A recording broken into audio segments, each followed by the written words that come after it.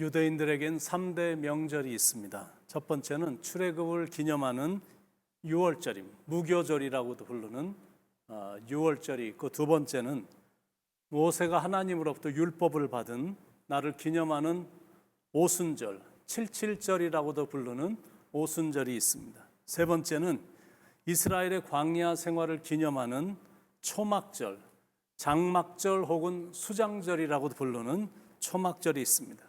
그런데 이 세 절기들의 특징이 뭐냐면 출애굽하고 다 관련이 있다라는 겁니다. 왜 하나님께서는 출애굽 사건을 기념하는 절기를 지키도록 하셨을까? 첫 번째 이유는 이스라엘의 민족 해방은 다 하나님이 하신 걸 알려주고 싶으셔서 그 절기를 지키라고 한 거고, 두 번째 이유는 하나님께서 이스라엘 백성들을 얼마나 사랑하셨는지 그걸 알려주고 싶으셔서 그 절기를 지키라는 거고, 세 번째는 영적 출애굽, 즉 천국에 대한 소망을 심어주시려고 이런 절기들을 철저히 지키게 하신 겁니다. 요한복음 7장에 나오는 내용은 유대인들의 축제라고 불리는 초막절에 있었던 일입니다. 초막절은 일주일간 거행되는 축제인데 이때는 초막절의 마지막 날이었습니다. 수많은 사람들이 이 절기를 지키기 위해서 모여들었고, 수많은 사람들이 와서 예수 그리스도를 만났는데, 예수님을 만난 사람들이 예수님에 대해서 각각 다른 반응을 보이는 겁니다. 첫 번째 반응인데 유대인들의 반응, 특히 대제사장들, 바리새인들, 사두개인들, 서기관들의 반응인데, 예수를 어떻게 해서든지 잡아 죽이려는 태도, 그런 반응을 보였습니다. 1절에 그 후에 예수께서 갈릴리에서 다니시고 유대에서 다니려 아니하심은 유대인들이 죽이려 함이러라.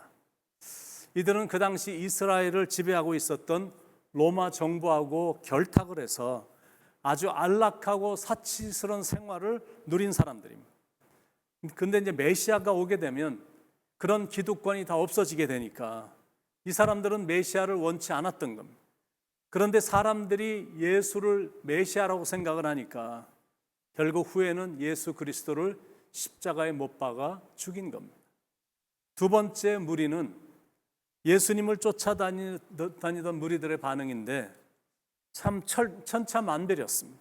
12절에 보시면 예수께 대하여 무리 중에서 수근거림이 많아 어떤 사람은 좋은 사람이라 하며 어떤 사람은 아니라 무리를 미혹한다 하나. 그 무리들 중에는 예수님은 참 좋은 사람이다 이렇게 생각하고 따라다닌 사람들이 있고, 어떤 사람들은 저자는 사람들을 미혹하는 사람들이다라고 생각하면서 따라다니는 무리들도 섞여 있었다라는 거예요. 그러니까 분위기가 좋으면 좋아서 따라다니다가 갑자기 이상하다는 생각이 들면 자기들끼리 모여서 수근수근거리던 사람들입니다. 세 번째 반응은 예수님을 선지자로 본 무리들의 반응인데, 예수님의 설교를 듣고 표적을 보며 뭔가 대단하다고 생각했던 사람들입니다. 40절에 이 말씀을 들은 무리 중에서 어떤 사람은 이 사람이 참으로 그 선지자라 하며, 이렇게 선지자로 대단한 분으로 이렇게 생각하며 따라다니는 사람들도 있었다는 거예요. 네 번째는 예수님을 그리스도로 받아들이는 사람들이 그 안에 있었다는 거예요. 41절에 어떤 사람은 그리스도라 하며, 예수님을 가장 정확하게 본 사람들입니다. 아마 이 사람들은 나중에 훌륭한 제자들이 됐을 것입니다.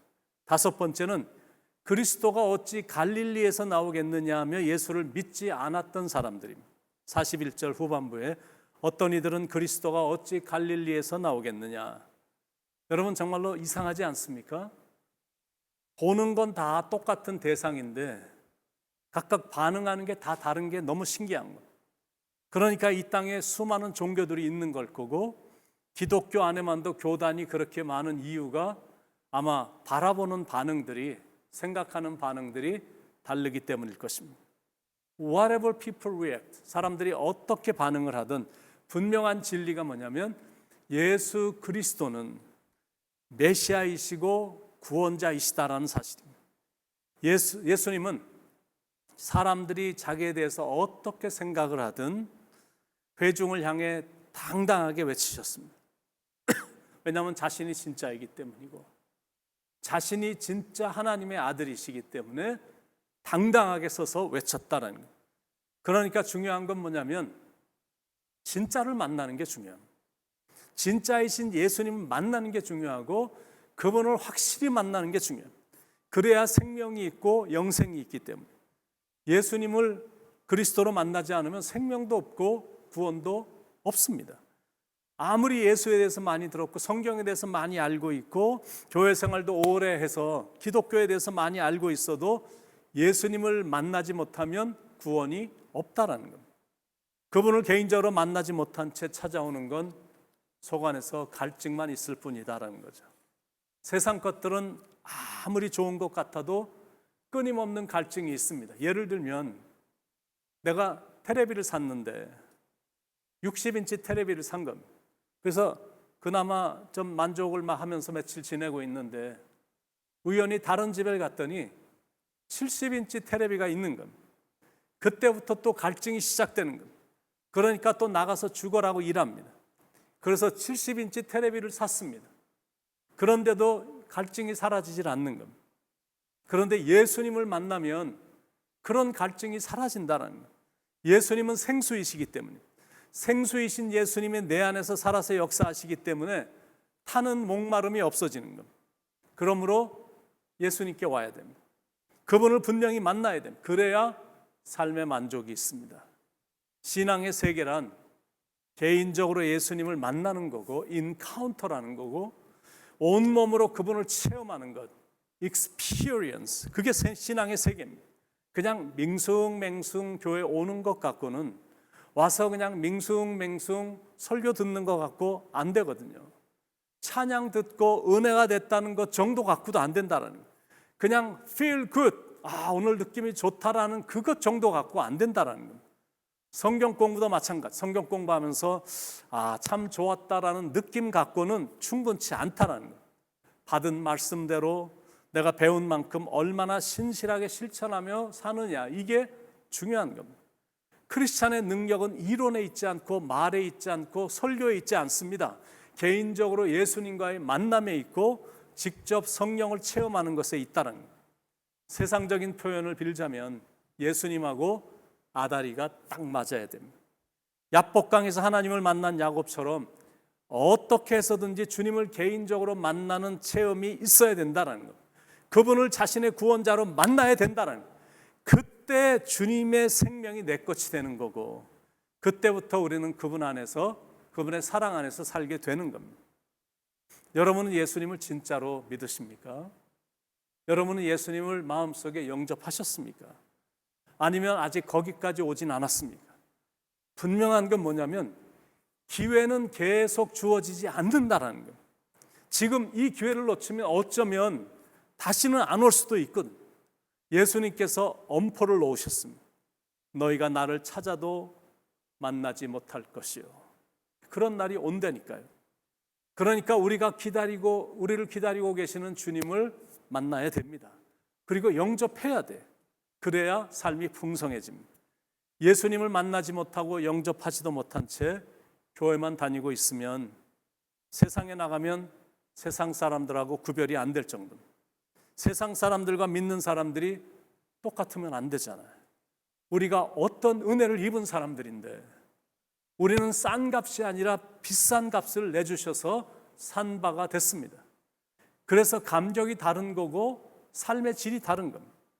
구원받지 못한 사람들은 빈 어깨로 천국을 가려고 하는데 예수를 영접해서 구원받은 사람들은 남의 십자가까지 지고 천국으로 향합니다. 구원받지 못한 사람들은 혼자 기뻐하고 혼자 만족할진 몰라도 반면에 예수를 영접하여 구원받은 사람들은 눈에서 흐르는 이 감격의 눈물의 기쁨을 이웃과 함께 나눕니다. 구원받으면 이렇게 되는 겁니다. 그것도 모든 걸 기쁘게 감당을 합니다. 그렇게 주님 안에서 기쁘고 행복하게 삽니다. 그래서 바라기는 오늘도 나를 구원해 주신 주님의 은혜에 감사하면서 여러분들은 기쁘게 사시길 바랍니다. 그리고 나아가서는 이 기쁨을 모르는 영혼들에게 이 기쁨의 근원 되시는 예수님을 전하면서 살기를 예수님의 이름으로 간절히 축원을 드립니다. 기도하겠습니다. 사랑하는 하나님, 우리 안에 그 어떤 곳에서도 줄 수 없는, 세상에 줄 수 없는 기쁨과 행복과 만족을 주셔서 하나님 감사합니다. 이 기쁨을 모르는 영혼들이 너무나 많은데 나만 혼자 누리는 게 아니라 넉넉한 마음으로 이 기쁨을 모르는 영혼들을 찾아가 이 기쁨을 나누며 기쁨의 근원 되신 예수님을 나누며 살아가는 그런 풍성함이, 그런 성숙함이 우리에게 있을 수 있도록 성령님 인도해 주시옵소서. 오늘도 말씀해 주셔서 예수님이 우리의 메시아 되시고 그리스도 되시고 구원자가 되심을 또다시 확신시켜 주셔서 하나님 감사합니다. 예수 그리스도의 이름을 찬양합니다. 예수님의 이름으로 간절히 기도드립니다. 아멘.